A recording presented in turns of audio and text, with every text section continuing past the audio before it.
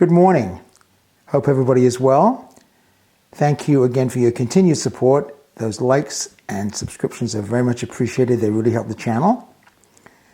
Today we're going to talk about what I think is something special, the AUDIOPHILIA Dream List, which appears in AUDIOPHILIA.com, a magazine that's been around for about 30 years. And I thought it was about time we did our own kind of super list of the best sounding recordings with the best performances and the best pressings. I think lists are fun. Musical lists even better. And when they add something of value, even more fun. I think my list is fun and will add value to your musical life.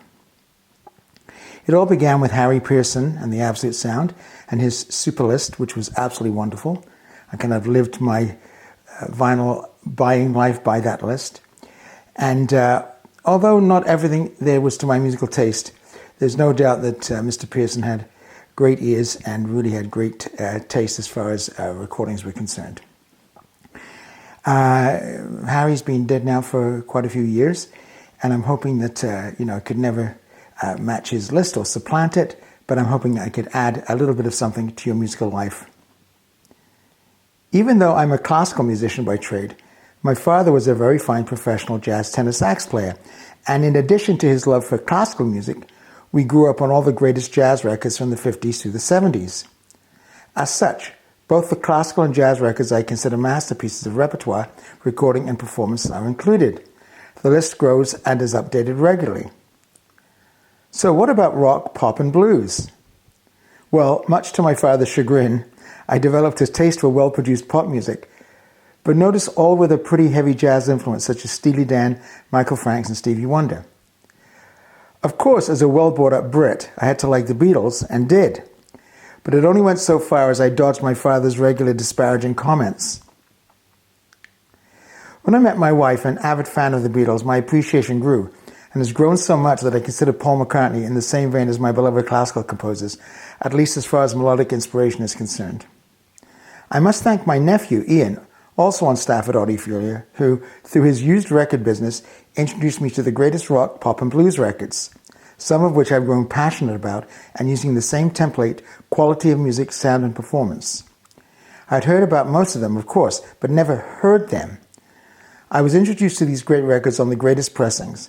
They were very impressive, and the ones listed I purchased and have nearly worn out. They've been played so much. As previously mentioned, the father of our industry, both high-end audio, he coined that phrase, and top vinyl recordings, was the late Harry Pearson, HP lowercase to his family and friends. He was the founder and editor of the Absolute Sound, for many years the leading high-end audio publication. The most anticipated issue each year was his TAS Super List of LPs, he deemed worthy of special mention. As I mentioned, many of us used that list to build an audiophile library. Remember, this is before analog productions and all the great reissue companies spoiling us with product. For a long time, and after 59 years as a professional musician and 30 years publishing AUDIOPHILIA, I felt I could do my list. Of course, only as an adjunct to Mr. Pearson's list. So, the script on the AUDIOPHILIA page goes like this. The list will be updated regularly. The latest editions appear at the top. Welcome to the AUDIOPHILIA Dream List, a list of original or reissue vinyl of all genres compiled by me. This is just my list. I appreciate everybody else's opinions, but this is just my list. You can blame me. I'll post the list at the top of the review page and link it across our social media anytime it's significantly updated. As vinyl has become prohibitively expensive, you'll be on your own to source a copy. Please read my post, Record Collecting in the Here and Now and Beyond, and that's at AUDIOPHILIA, for some suggestions. I'll link it below. As many originals are out of reach for most people, some of them have been remastered, recut by the best companies for reissue and make a great alternative at more attractive prices. Some are so good I've recommended them above the original pressing. I have not heard every pressing, so if you have a pressing that you feel is better than mine, that's great. Post it up in the comments. I'd love to hear it. Thank you. Inclusion on this list implies the highest standards of performance, recording, and manufacture, including cutting, plating, and pressing. Again, it also implies my taste for repertoire, songs, artists, bands. This may not jive with yours. That's fine. The recommended vinyl copy information is underneath each record on the list, and notably, the pressing matters most. If you want a dream list experience and you have a good system, try to get the suggested pressing or better. And I put a flag that denotes each country of origin. These are the pressings I have in my collection and are uniformly fine. I'll update the LP's information if a better pressing comes into my hands. Prices are not cheap for the most desired pressings, but there you are. Let's face it, this list could be populated by thousands of great LPs. So think how great these albums must be. As such, you can purchase confidently if the music fits. The new records will appear at the top of the list when the list is updated. They are stereo and 33 RPM unless noted. AAA confirmed unless DSD noted. And clicking on the image will take you to our review if available. And you have your dream list? Please post yours in the comments below. Thank you. So I have a box of dream list LPs I've pulled. And I'm going to be talking just a little bit about some of them. I won't bore you with, reams of stories about each of them. But I will tell you a little bit about the pressings. And what I've pulled are records that I've not talked about on a lot of the videos that I've run so far. I've done some on reissues, I've done some on originals, done some on Speaker's Corner, Decca reissues. These are all different types. So let's start with the beginning. This is from my Japanese pressing section. This is a Brilliant Corners Thelonious Monk Japanese pressing mono from 1956. The original's 56. I'm not sure exactly when the Japanese pressing came out, probably 76 or something. Just superb. Absolutely seminal jazz record. Should be in everybody's collection. There is a new Kraft One Step coming out. Kraft Recordings Small Batch coming out. Probably $100. But that might be worth your while.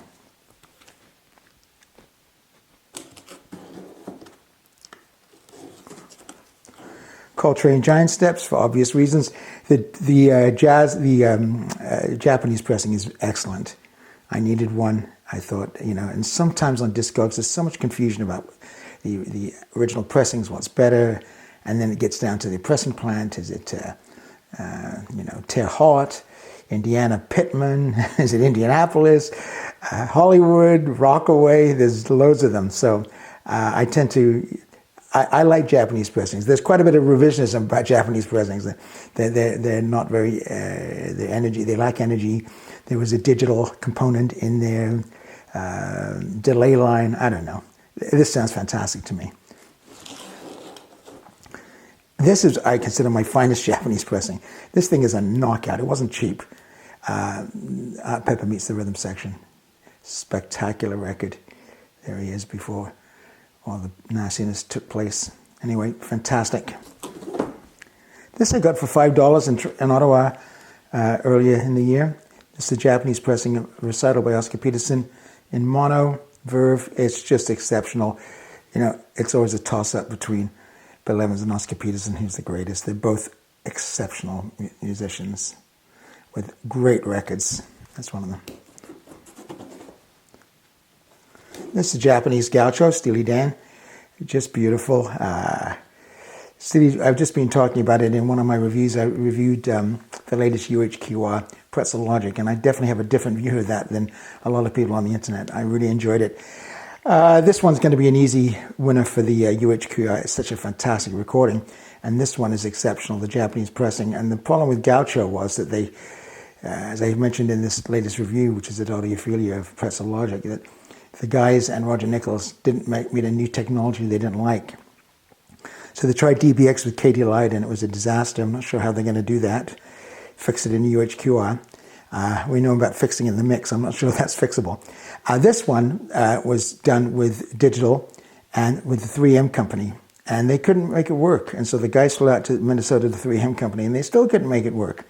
So they went back to analog and did it in the analog domain, and it's just exceptional. Everybody knows that record. This one I got, it was on the wall of a used record store. It was about $150. Mono, Billie Holiday, clean, all or nothing at all. The Verve mono. There's quite a few reissues of this, I think, Analog Productions. If you can get an original, it's great, but either way, it's exceptional. She's just a wonderful singer. Another wonderful singer who doesn't gild the lily. That's why I love Billie Holiday. I know she has a unique timbre about her voice, but Julie London, she doesn't gild the lily. She sings the song, and with a beautiful voice, very, very kind of a vulnerable, innocent voice, but with sophistication, if that makes sense. And that's a wonderful one. Again, it's mono, Liberty, wonderful pressing.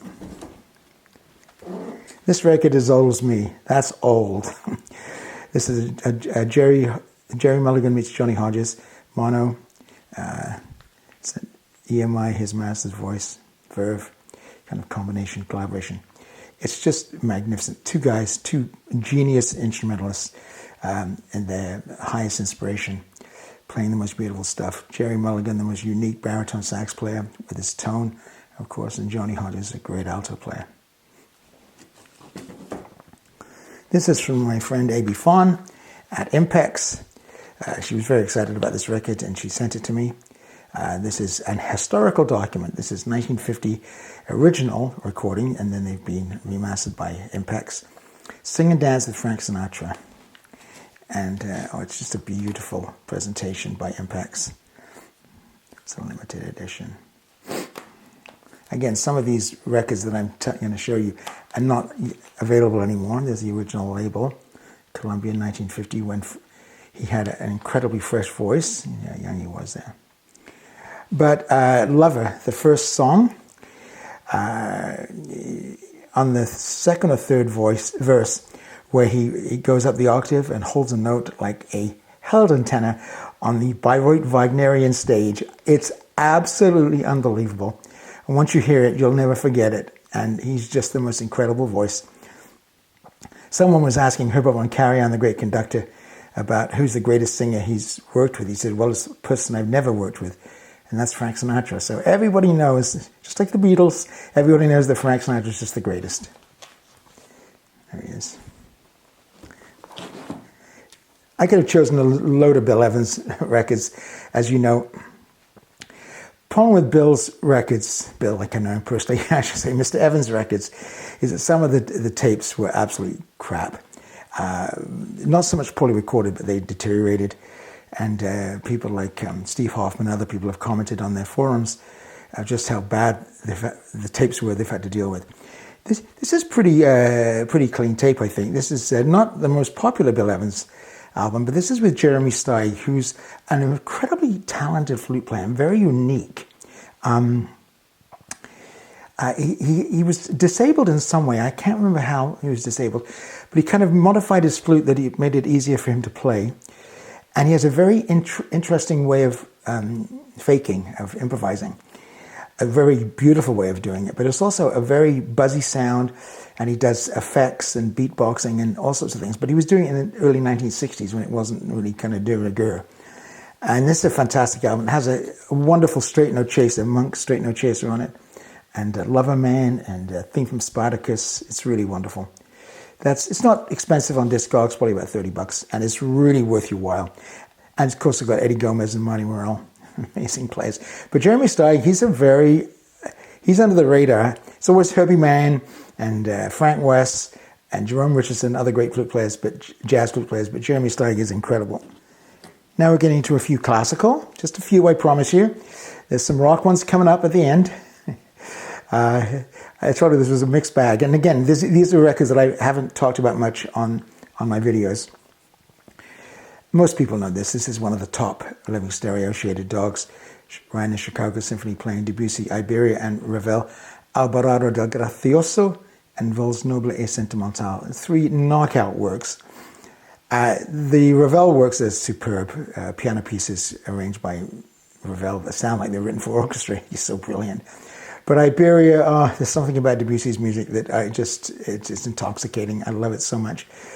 Genius. And Reiner, who was such a grumpy puppy, not a very nice person, very unpleasant. The orchestra respected him, but they didn't like him. But he gets the most sensuous, gorgeous sound out of the orchestra. Again, this is a Analog Productions reissue. Actually, this is a Classic Records reissue. Classic Records came out about 1993, 94 by Mike Hobson, who really kind of transformed the industry with reissues.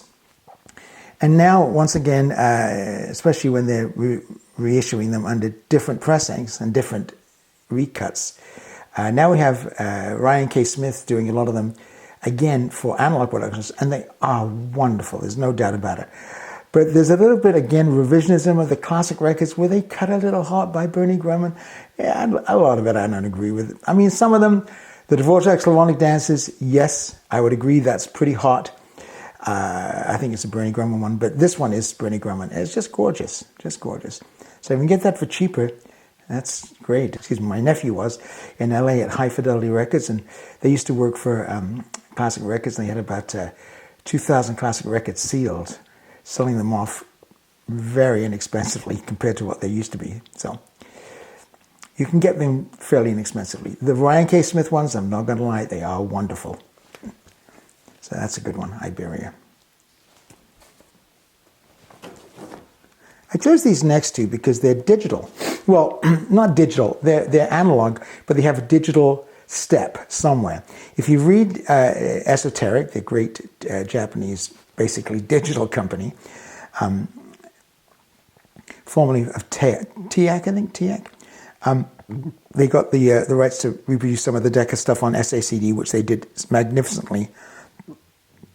These are their first vinyl productions for a long time. They did some, I think, in 2009, but this is these have got a special step, and they're very analog. But they're both on the Dream List. They're both magnificent. They sound wonderful. Do I hear some digital sounds on it? Maybe the lead note of the trumpet in this one. Maybe a little bit of a string tone in a moment or two, one bar in the other one. It's really nonsense. They're both exceptional. And it would be very hard if you didn't know there was a digital step in there. And I'm not even sure what the digital step is. They're very, very, very vague on the description. Maybe you guys can figure it out. But anyway, that's Scenes from Swan Lake by Tchaikovsky with the Concertgebouw with Anatole Fistolari, a very underrated conductor, very good accompanist, very good conductor of ballet music, and Gustav Mahler's son-in-law. But wonderful, wonderful, wonderful. And this is a very famous recording released by Speaker's Corner, and the original is very expensive, but this is the Istvan Cortez Vienna Philharmonic Dvorak New World Symphony. Just spectacular. Some beautiful playing. Of course, we get the oboe and the infamous esoteric mastering. You have a read of it, research it, see what you think. Mr. Grunman, another Mr. Grunman spectacular. I just got the ORG Midsummer Night's Dream Mendelssohn. It was so good. I love it so much. It's on the Dream List. I decided to get the other one that he did, the other Mendelssohn, the Scotch. That's incorrect. It's the Scottish Symphonies. Scotch is a drink. Scotland is a country, and the Scottish Symphony. And also with the Hebrides Overture, also known as Fingal's Cave. The same forces, London Symphony Orchestra, Peter Maag, same engineer, I think it was Wilkinson, in Kingsway Hall. Same composer, Mendelssohn, there he is. This is wonderful. It's not quite as good as the Midsummer Night's Dream. It's certainly dreamless material. It's magnificent. I think I can highly recommend it, especially the ORG pressing. It's just beautiful. I got these mine sealed, and then they weren't cheap, which is fine because they're worth it. But you can see it's got the notes and everything. But it's not quite as transparent as that crazy Midsummer Night's Dream, which is, everybody should try and find a copy of that ORG. But anyway, Mr. Grunman really knows how to recut an orchestra. There you go. H.P. bless his heart. This was what he considered the original version, the greatest record of all time. He loved it so much. This is the Classic Records reissue. I managed to get one sealed on eBay. I've never heard the original. I'm sure it's incredible. But this Classic Records copy is superb.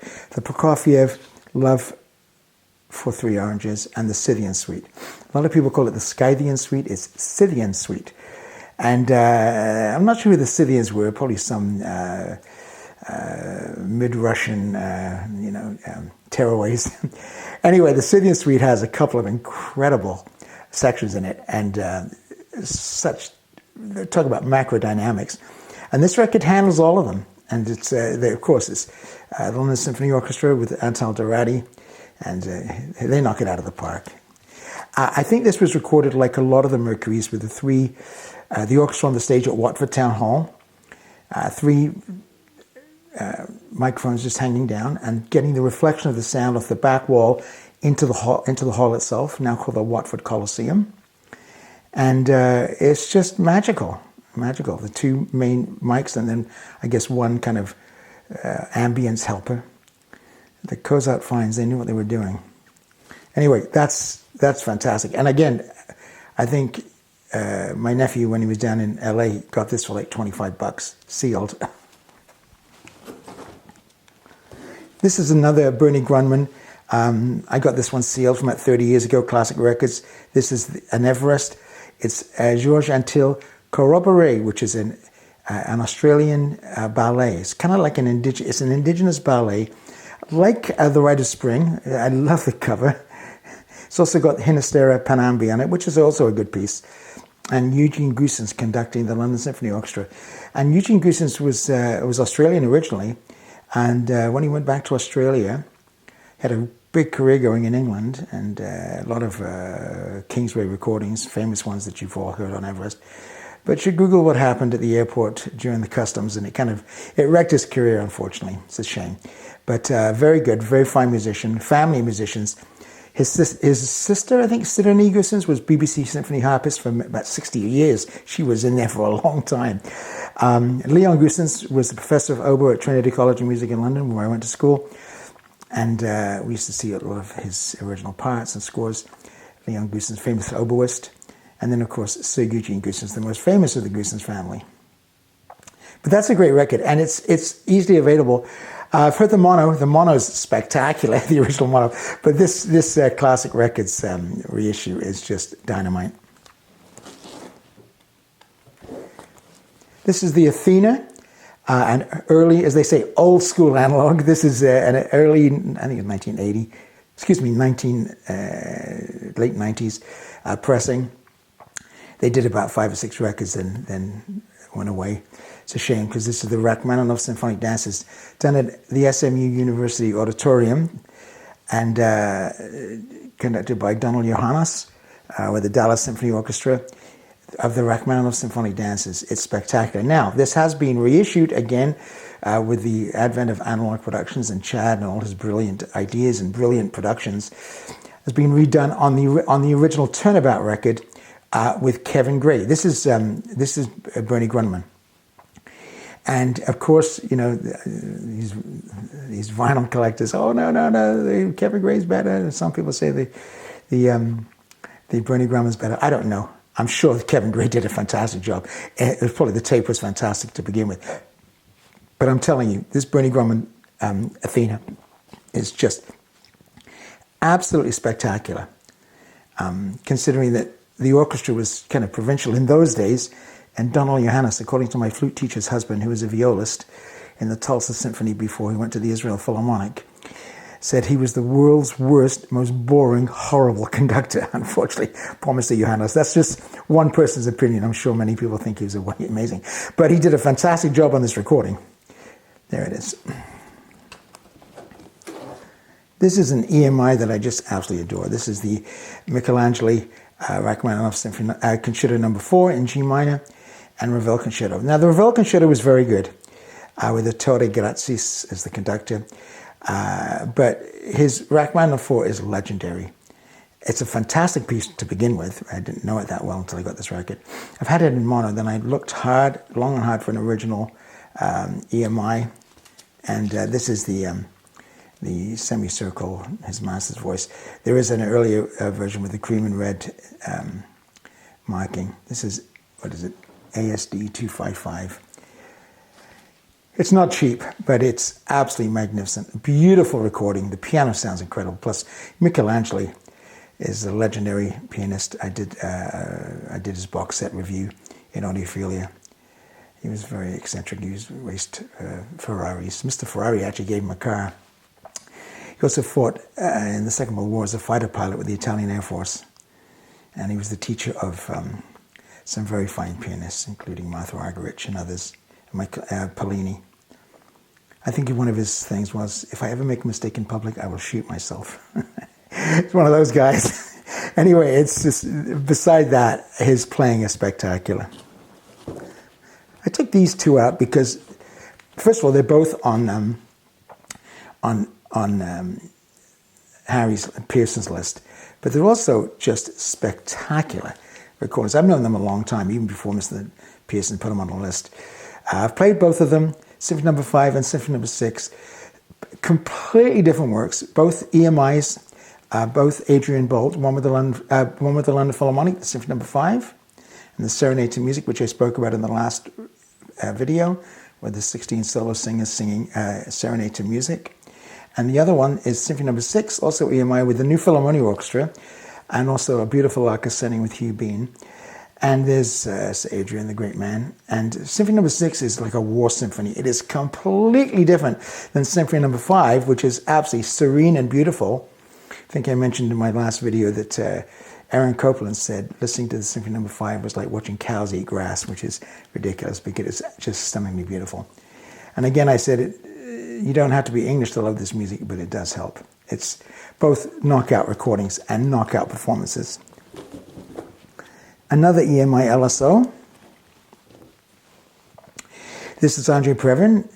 And what was great about EMI was they continued the quality of hi-fi and audiophile records and pressings well into the 70s, when by most record historians by the middle of the 60s, things were starting to dry up. But EMI kept it going.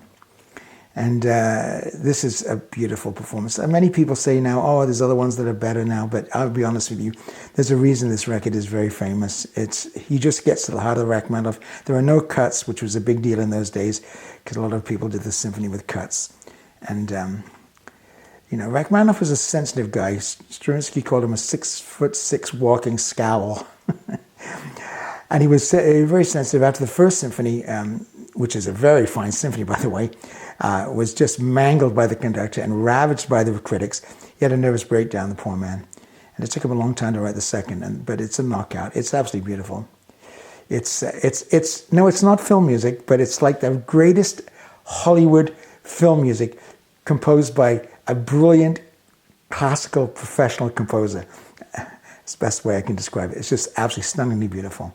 And that's a great one. And the sound. By the way, if you want to hear timpani, the way they're supposed to sound, by audiophile standards, with the kettle ringing and the type of mallet on the skin and the skin reverberating, this is your guy right here.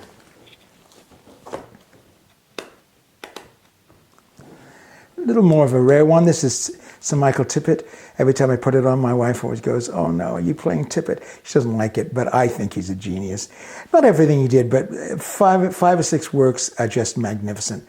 There's him in his house, Sir Michael Tippett, on Argo, subsidiary of Decca, and that's a great one. I took this one out because I've not talked about it before, but this was when Decca decided to get all fancy, like a lot of these guys in the new technology, like I was talking about Steely Dan. They did a thing called Phase 4, where they, instead of having, Decca tree, mic placement and very limited, they went to, a mic on just about every instrument and mixing it from the board, and it's a bit of a mess, but the Decca guys were so smart that they could manage a good sound. So it's a different type of sound, but this is good, especially with this record. Music from the great movie Thrillers. It's Bernard Herrmann doing music from Psycho, Marnie, my favorite movie, North by Northwest, Vertigo, A Portrait of Hitch, which is actually very good. But the playing, I think it's the London Philharmonic, I think it is, LPO. Yeah, and with Benny Herrmann conducting, another Mr. Happy like Fritz Reiner, but boy, a genius composer. And it's lots of fun. And Psycho, everybody comes with a Psycho and it's fun. But I think Marnie, why it's my favorite movie, is because it's also my favorite score, which is beautiful. This is our friend Nicolas van Pucke, who's one of Europe's most promising pianists from Holland. What a fantastic photograph of Nicolas. And this is his Schumann collection. Now, this is a DSD recording from my friends at Triptych. And it's just absolutely exceptional. It's upside down, I beg your pardon. It's warm, it's resonant. Our friend Brendan Heitz is the engineer, and he's just brilliant at it. And you see all the credits, and he uses Kef speakers and Hagel, Ferritech stuff. He uses all the top stuff. But even though it's digital and it sounds great on CD, and his volume 2 is actually very good, and it's out on SACD now, I suggest you get it.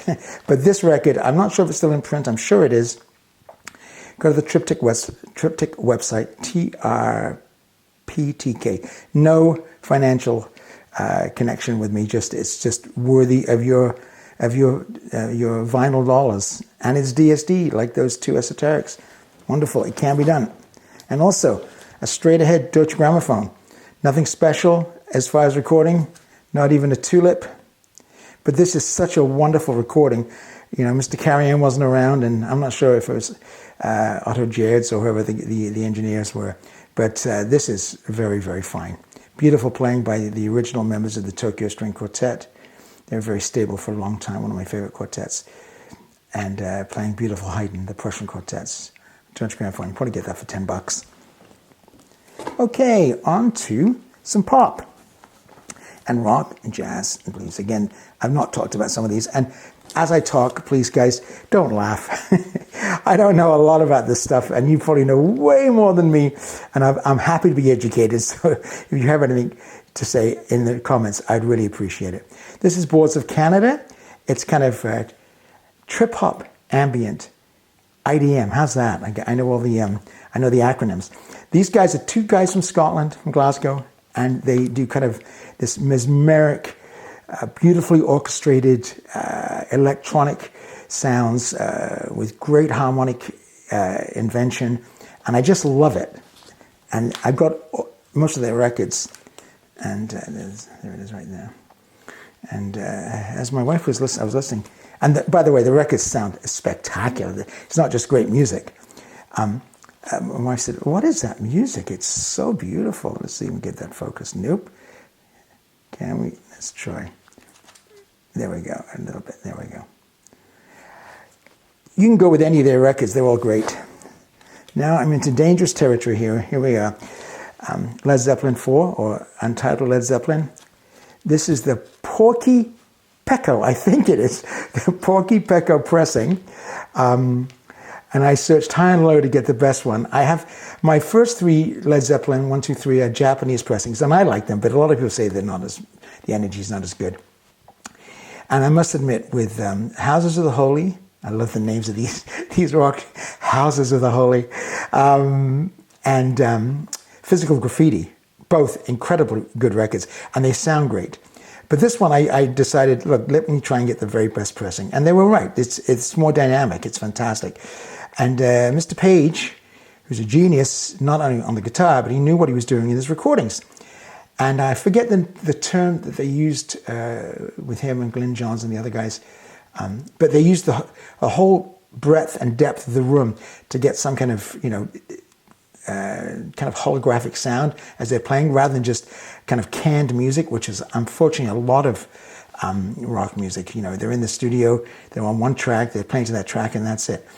Jimmy Page wanted to do something a little bit different with Led Zeppelin, and he got it. And this is spectacular. So this is I think it's the Porky Pecco pressing.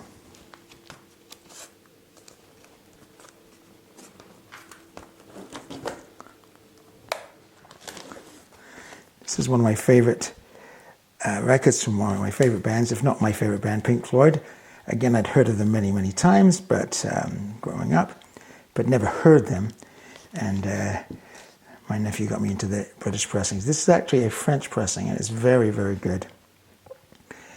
And it starts off with One of These Days, one of my favorite songs. And for all the right audiophile and musical reasons. Fantastic record. Metal. But you know that. I'm not going to go into these too much because you know far more than I. And do you know what this one's called? It's quite a famous record. What I loved about Dark Side of the Moon, other than, by the way, this is an English pressing. It cost me $160 in good shape, VG Plus. My nephew found it in a little store in Ontario. Boy, I was very happy to get it. It sounds great. What I love about this record is the harmonies. And as a classical musician, there is a video on YouTube, you should find it, how a classical composer reacts to hearing Pink Floyd for the first time. And in the opening, the electronic stuff, the heartbeat, and then into Breathe, there are some gorgeous, gorgeous harmonic changes. Very unpredictable, beautiful, not avant-garde for avant-garde's sake. Look what we can do. These are really well thought out by some incredibly talented human beings. And just watch his face when it gets to a certain couple of chords, and I think you probably know the chords. They're just gorgeous, absolutely spectacular. I've heard them 100 times now, and I never get fed up of it. Incredible record. This one's fun. You can find this. We found this for $10 in a couple of places. Philadelphia, Jerry Ricks, one of the best blues artists, lived in Europe for much of his life. This is a Hungariton recording, originally done by Roxanne, the English record player company. It's very good pressing, but the recording is exceptional. The Hungarian guys got it right that day. But it's also, he's just the most wonderful singer. This one is the new UHQR Steely Dan Can't Buy a Thrill. And I bought it because I never had an original. And I have not heard this. I've heard originals, of course, but I didn't own one. I first started listening to this band when I heard this incredible guitar sound. What the hell is that? It was 1972. I must have been in grade 8 or 9. And it was really in the ears. And it was like an earworm. And I kind of got used to this band, and I love them ever since. I mean, I absolutely adore them. I mean, Pink Floyd is my new favorite band, but my favorite band of all time is Steely Dan. Completely different kettle of fish, of course. Anyway, this is the Analog Productions UHQR. I don't keep it in the dowel box. Of course, the vinyl community was up in arms about the dowel box. Who cares? Just put it in your closet and use the gorgeous stout jacket that comes with it. And it's exceptional, exceptional. I've done Countdown for Ecstasy. It's also very fine, not quite as good, not dreamless material. And Logic, I really enjoyed. I know some of you have not, people I really respect. And I've mentioned about the roll-off and stuff, the treble. Read my review. It's at AUDIOPHILIA. I published it yesterday. It's definitely an outlier. Okay, and now to Tea for the Tillerman. Everybody has to have one. In my earlier days on the island here, I went down to Ditch Records in Victoria and said, oh, Tea for the Tillerman. I should have that record. My wife loves it. And I liked it when I was a kid. Let me get it. And I was listening. I was like, oh, man, this is dreadful. This is awful. It was a digital copy, of course. It was $35. It was basically a disposable record. Then I was at a record show in Victoria and found one, a Canadian pressing, pretty good shape. So it had a cleaning, and it was, I put it on, and my wife came in after 2 buys. She goes, oh my God, feel the difference. She knew immediately, she's got great ears, she knew immediately that it was an analog recording. And it was pretty good pressing. You know, I got used to it, it was lovely. And then I found this one. This is, I don't have many MoFi, this is 1986, I think. Stan Ricker cut. I just love it. Of course, there's negative comments on the internet about it. It's this, it's that. I love it. I love the balance. The guitars sound amazing on this. The bass is good. His voice. What this record gets more than anything for a pop record is the intensity of the crescendos and how it just builds. Cat Stevens was a good musician, and I guess he wanted that, or maybe Stan just heard it, and Stan said, listen, Cat, this is what you're going to get. But anyway, it's whoever's idea it was, I'm sure it's Cat Stevens. It's wonderful. So if you can find that, I know it's on for about $200 on Discogs. I found it for $50. I was very happy. Very good. We're getting to the end, by the way. I'm sorry I'm boring you with all these choices. This was an interesting one because it's Rhino High Fidelity, the new Rhino High Fidelity. This is a press copy, and I was very happy to get it. And I got it way before anybody else, basically. I was one of the first to get it, and didn't do a full review of it, but I did some social media posts about it. And of course, people said, oh, why are they doing it? It's already been done by, Kevin Gray and blah, blah, blah, blah, blah, blah. Anyway, now they've had it out and had a chance to listen to it, they realize why it's on the Audiophilia Dream List, but it's also, I think, on their personal list. It's absolutely beautifully done. Just gorgeous. Maybe now, later on, better equipment to recut it, but it's absolutely beautiful. I will tell you, Rhino records need a clean.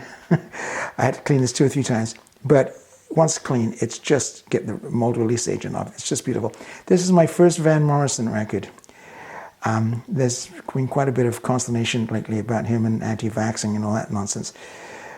So I don't want to really get into that, him and Clapton, but I will say that I really enjoyed my first Van Morrison record. I know everyone's told me over the years what a great Irish balladeer he is, and a very creative artist. And this is amazing. It's just absolutely wonderful. I'm glad I got it. The production values by Rhino is just spectacular. And it's probably going to sell out like the Cars did, so get it while you can. This is another favorite. This is Handmade Ice Cream, Analog Productions, 45 RPM, Tony Joe White. Purveyor of Swamp Rock. Is that a 1970s photograph or what? And beautiful recording, great playing, great singing, and really worthy of your dollars if you can find it. It's still available, but it's not cheap. It's double 45. And finally, another band that I started to really enjoy, of course, knew all about it, was The Who. And this is Tommy's The Who. This is a New Zealand pressing. It's very, very good, beautiful open pressing. I liked about this at the beginning. Of course, the recording is great, and the music, a lot of great hits and lovely music. But all of a sudden, I'm thinking, who the hell is playing the horn? French horn. So I looked on there to see who the session player was from London, because I know a lot of the French horn players in London. And lo and behold, it was John Entwistle, the bass player, who used to play French horn in his local youth orchestra. So they're very talented people. And of course, the sound is great. The music is great. And if you can't get an English pressing because they're very expensive, this is the Polydor from New Zealand. Listen, that's it. I'm sorry I bored you with that many, but there was quite a few records to list. I've got this. I think there's over 100 on the Audiophilia Dream List right now. By all means, peruse it. Add your own to the bottom in the comments on both the magazine and here on the video. It's a great hobby. It's just, the music is spectacular, and you can find originals sometimes at good prices through eBay and Discogs. The reissues are spectacular. For the most part, the care taken is really wonderful. I've only had one dud reissue, and that was mainly, I think, to do with the original tapes. Out of hundreds of I've heard. So it's amazing batting average. So continue collecting, keep watching out for the Dream List being updated, and we update it probably usually about once a month with 4 or 5 records. And again, I'm very lucky to get to listen to this stuff every day on a good system. So thanks again for watching, and thanks again for your support. We really appreciate it. Have a wonderful day, and we'll see you in the next video.